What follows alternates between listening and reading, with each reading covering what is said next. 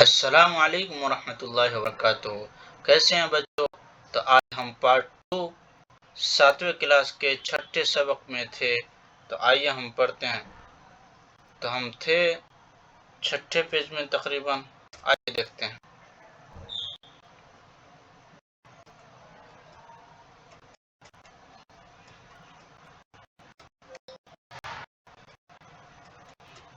ہم تھے سرگرمی 8 میں، اسے ٹیسٹ ٹیوب میں چائے کے چمچہ برابر سرکہ لیجیے۔ تو کرنا ہے کیا ہے؟ ٹیسٹ ٹیوب میں چائے کے برابر 1 چمچہ برابر سرکہ لینا ہے، اس میں 1 چٹکی بیکنگ سوڈا ڈال دیجیے۔ آپ کو سنسناہٹ سنائی دے گی اور گیس کے بلبلے اٹھتے دکھائی دیں گے۔ اس گیس کو تازہ تیار کیے گئے چونے کے پانی میں سے گزاریے۔ جو کہ آپ بیکنگ سوڈا جو ڈالے تھے وہ گنگنے پانی کے جو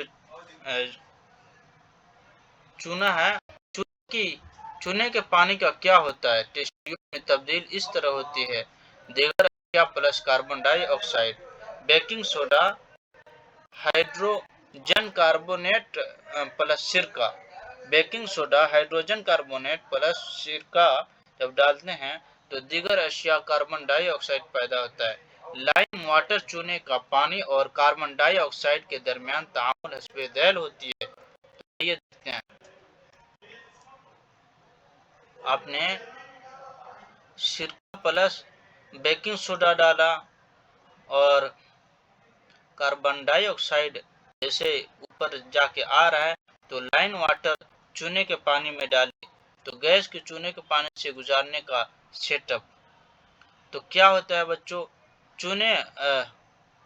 چونے کا پانی کاربن ڈائی آکسائڈ بنتا ہے ڈالنے سے، پانی پلس کیلشیم کاربونیٹ پلس پانی، یہ کیلشیم ہے، کاربن ڈائی آکسائڈ ہے، یہ کاربن ڈائی آکسائڈ یہ چونے کا پانی ہے، تو کیلشیم کاربونیٹ بنتا ہے اور پانی بنتا ہے۔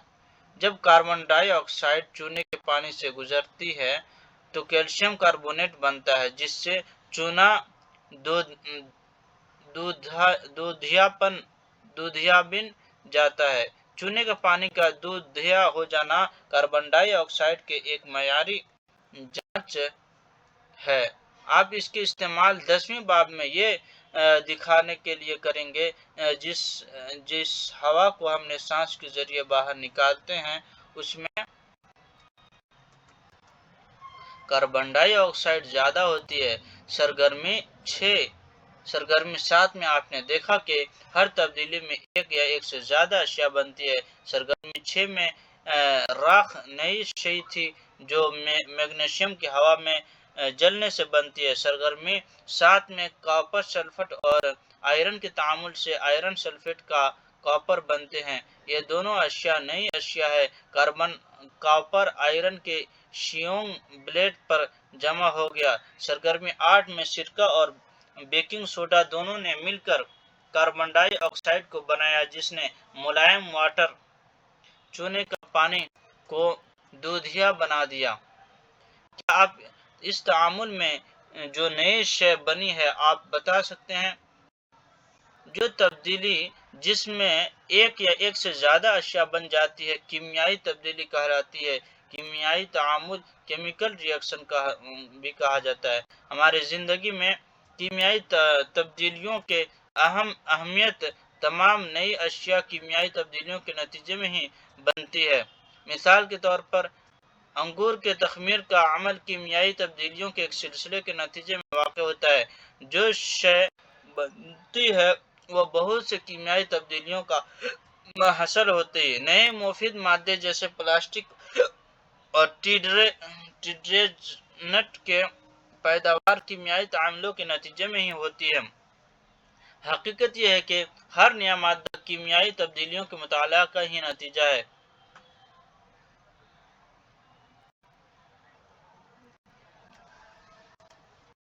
ہمیں دیکھا کہ کسی کیمیائی تبدیلی کا نتیجہ ایک یا ایک سے زیادہ اشیاء ہوتی ہے۔ نئی محصولات کے علاوہ مندرجہ ذیل بھی کیمیائی تبدیلی کا حاصل ہے۔ حرارت، روشنی یا کوئی دیگر اشیاء خارج ہوتی ہے یا جذب ہوتی ہے۔ آواز بھی پیدا ہو سکتی ہے، بو میں تبدیلی پیدا ہو سکتی ہے یا کوئی بو خارج ہو سکتی ہے، رنگ میں بھی تبدیلی آ سکتی ہے، گیس بھی تشکیل پا سکتی ہے۔ اب ہم کچھ مثالیں بیان کرتے ہیں۔ آپ نے دیکھا ہے کہ میگنیشیم رمن کا جلنا ایک کیمیائی تبدیلی ہے۔ کوئلے، لکڑی یا پتوں کا جلنا بھی کیمیائی تبدیلی ہے۔ در حقیقت کسی بھی شے کا جلنا ایک کیمیائی تبدیلی ہے۔ جلنے کے نتیجے ہمیشہ حرارت ہوتی ہے۔ پٹاخوں کا پھٹنا، ایکسپلوژن، بھی ایک کیمیائی تبدیلی ہے۔ آپ کو معلوم ہے کہ ایسے دھماکوں سے حرارت، روشنی، آواز اور ناخوشگوار گیس خارج ہوتی ہے جو ہوائی کورے کو آلودہ پولوٹ کر دیتی ہے۔ اس لیے یہ نصیحت بھی کی جاتی ہے کہ آتش بازی سے مت کھیلیے۔ جب کوئی کھانا خراب ہو جاتا ہے تو اس میں بدبو آنے لگتی ہے۔ کیا اس تبدیلی کو بھی ہم کیمیائی تبدیلی کہیں گے؟ آپ نے دیکھا ہوگا کہ اگر سیب کے کٹے ہوئے ٹکڑے جلد ہی استعمال نہ کریں تو اس کا رنگ براؤن ہو جاتا ہے۔ اگر کبھی رنگ کی یہ تبدیلی آپ نے نہ دیکھی ہو تو ایک سیب کاٹیے اور اس کے کچھ وقت کے لیے رکھ دیجیے۔ یہی عمل آلو اور بیگن کے ساتھ بھی کیجیے۔ ان معاملات میں رنگ کی تبدیلی نئی اشیاء بننے کے سبب سے ہوتی ہے۔ کیا یہ تبدیلیاں کیمیائی تبدیلیاں نہیں ہیں؟ پانچویں باب میں آپ نے ایک تیزاب کے اساس کے ذریعے تعدیل کی۔ کیا تعدیل ایک کیمیائی تبدیلی ہے؟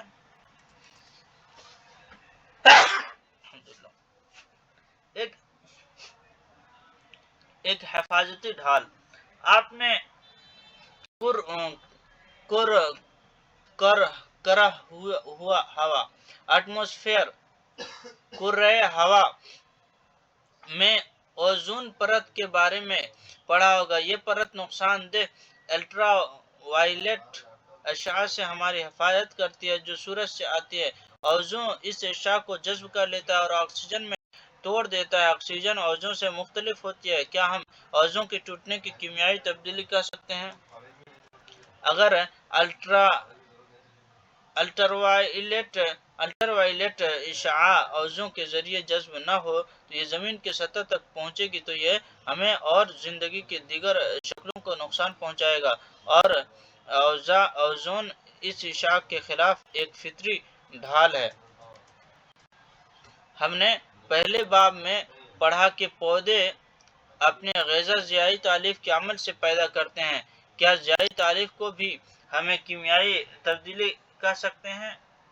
پہلی نے کہا کہ عمل ہضم بھی ایک کیمیائی تبدیلی ہے۔ آئیے لوہے اور زنک، رسٹنگ آف آئرن کے بارے میں اب ذرا پیچھے موضوع پر گفتگو یعنی زنک خوردگی کی بات کرتے ہیں۔ یہ ایسی تبدیلی ہے جو لوہے کی چیزوں کو متاثر کرتی ہے اور ان کو آہستہ آہستہ برباد کر دیتی ہے۔ چونکہ لوہے کا استعمال پل، جہاز، کاروں، ٹرک کے باڈی اور بہت سی دیگر چیزیں بنانے میں کیا جاتا ہے، اس لیے زنگ لگنے سے جو مالی نقصان ہوتا ہے وہ بہت زیادہ ہوتا ہے۔ زنگ خوردگی کے عمل کو مندرجہ ذیل مساوات سے دکھایا جا سکتا ہے۔ اسٹین لیس اسٹیل لوہے کو کاربن اور کرومیم، نکل اور مینگنیز جیسی دھاتوں کے ساتھ ملا کر بنایا جاتا ہے۔ اس میں زنگ نہیں لگتا۔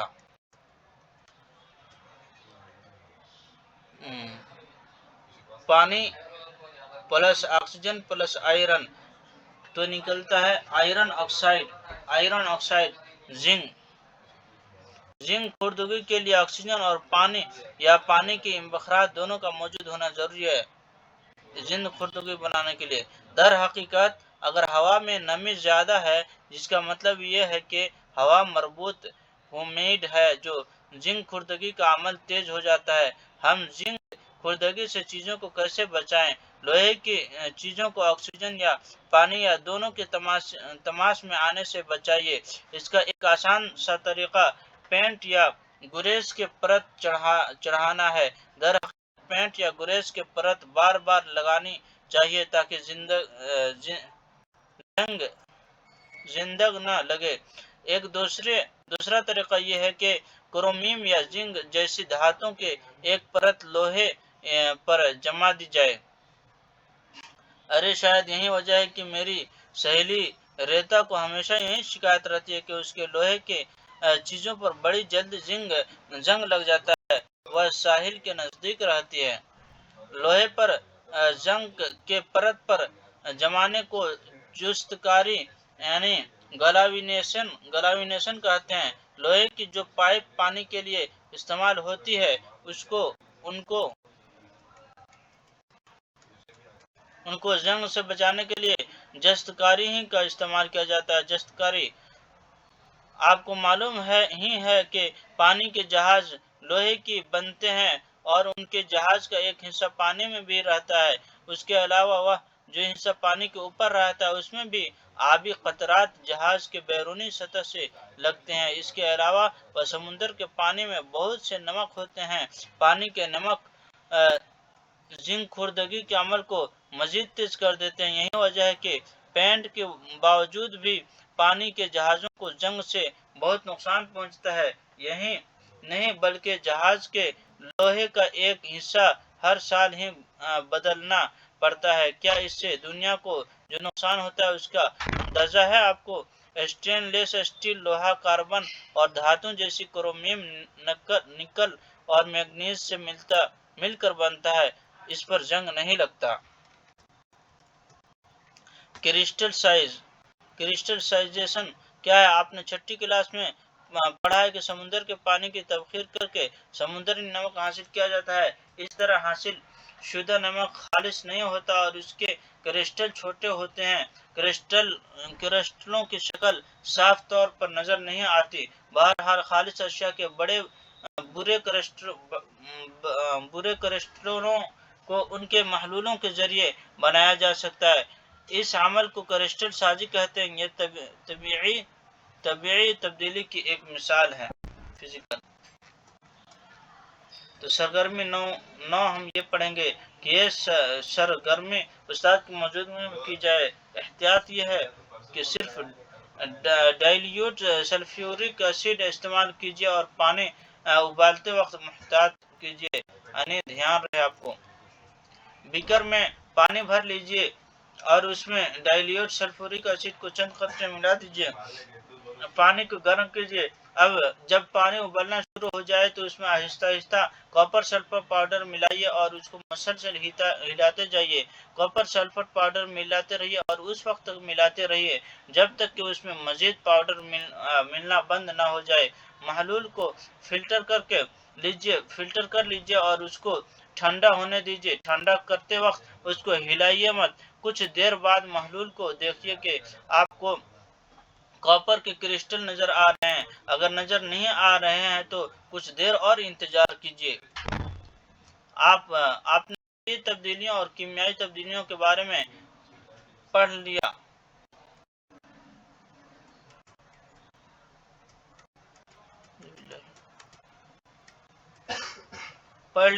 آپ کے آس پاس جو تبدیلیاں ہو رہی ہیں ان کو دیکھیں اور بتائیے وہ طبیعی تبدیلیاں ہیں یا کیمیائی۔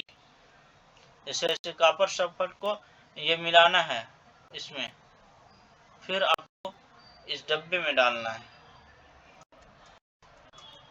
فلٹر کر کے۔ تو آئیے کچھ کلیدی الفاظ: کیمیائی تبدیلیاں، کیمیکل چینج، کیمیائی تعامل، chemical reaction, crystal size, crystallization, جستکاری، گلوانائزیشن، طبیعی تبدیلی، physical changes, zinc rusting, zinc خوردگی۔ آپ نے کیا سیکھا؟ یہ خلاصہ ہے بچے، آپ روک کے آپ پڑھ سکتے ہیں۔ یہ مشق ضروری ہے، مشق کریں گے تو آپ کو علم میں اضافہ ہوگا۔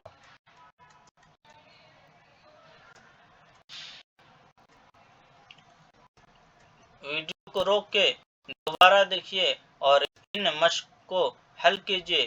یہ حل کریں گے تو بہت زیادہ آپ کے لیے ایگزام آسان ہوں گے اور ایسے ایگزام آپ کے لیے بہت ہی آسان ہو جائے گا.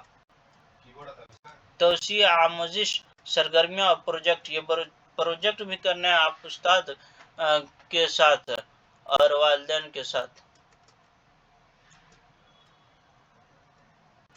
کیا آپ جانتے ہیں یہ ساری چیز؟ دہلی میں قطب مینار کے پاس ایک لوہے کا ستون ہے. اس کی اونچائی 7 میٹر سے زیادہ ہے جبکہ اس کا وزن 6,000 کلو گرام سے زیادہ ہے. یہ 1600 سال سے بھی پہلے بنایا گیا تھا. اتنے لمبے عرصے بعد بھی اس پر زنگ نہیں لگا. دنیا کے بہت سے سائنسدانوں نے اس کے زنگ کو الٹی کی جانچ کی. یہ ستون ہمیں بتاتا ہے کہ 16 سال سے پہلے بھی ہندوستان نے دھات ٹیکنالوجی میں کتنی ترقی کر لی تھی. بچوں 1600 سال اور 6,000 کلو گرام کا. یہ 1,000 کلو نہیں 6,000 کلو گرام کا ہے. تو ہندوستان میں بہت سے پہلے سے ٹیکنالوجی ہے. تو ایسے ہمارا ختم ہوا چیپٹر نمبر 6 اور دوسروں تک شیئر کیجئے. بہت بہت شکریہ. خدا حافظ. سمجھ میں نہیں آئے تو کمنٹ کیجئے تاکہ ہم آپ کی بات سمجھ سکیں آپ کیا بولنا چاہ رہے ہیں. السلام علیکم ورحمۃ اللہ وبرکاتہ.